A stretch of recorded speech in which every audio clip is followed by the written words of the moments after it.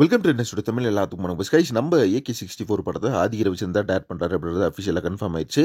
So இப்போ பார்த்தீங்கன்னா Lyca வேற ஒரு போஸ்ட் போட்டிருக்காங்க. அதில் வந்து இன்னைக்கு 11 மணிக்கு ஒரு வேற லெவலான அப்டேட் வருது அப்படின்ற மாதிரி சொன்னாங்க. ஆனால் பார்த்தீங்கன்னா லைக்கா ப்ரொடக்ஷன்ஸ் தான் பண்ணுவாங்களா அப்படின்றது தெரியல. அதே மாதிரி மைத்ரி மேக்கர்ஸ் தான் இந்த படத்தை பண்ண போகிறாங்க அப்படின்ற மாதிரி ஒரு நியூஸ் போயிட்டு இருக்கு. ஸோ எந்த நியூஸ் வந்து உண்மையான நியூஸ் அப்படின்றது எதுவுமே கண்டுபிடிக்க முடியல. ஏன் அப்படின்னு பார்த்தீங்கன்னா எதுவுமே பார்த்தீங்கன்னா அஃபிஷியல் மூவி ட்ராக்கர்ஸ் வந்து ஷேர் பண்ணி உள்ள எல்லாமே அன்அஃபிஷியலாக தான் வந்துட்டு இருக்குது. ஸோ வெயிட் பண்ணி பார்க்கலாம் எந்த ப்ரொடக்ஷன் யூஸ் பண்ணுது அப்படின்னு சொல்லிட்டு.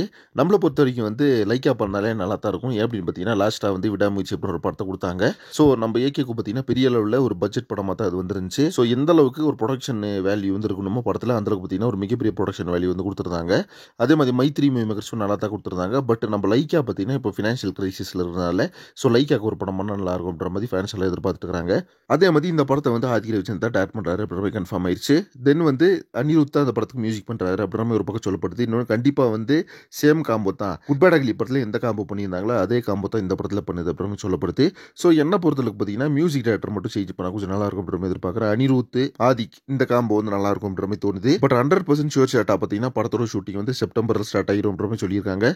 ஸோ எந்த தகவலும் பார்த்தீங்கன்னா அஃபிஷியலாக நம்மளுக்கு கிடைக்கல, அன்அஃபிஷியலாக தான் கிடச்சிருக்கு. ஸோ வெயிட் பண்ணி பார்க்கலாம் சீக்கிரமே வந்து இதோட அப்டேட் வருதா இல்லையா அப்படின்னு சொல்லிட்டு. இதை பற்றி உங்கள் ஒப்பீனியன் என்ன அப்படி கமெண்ட் பாக்ஸில் மென்ஷன் பண்ணுங்க.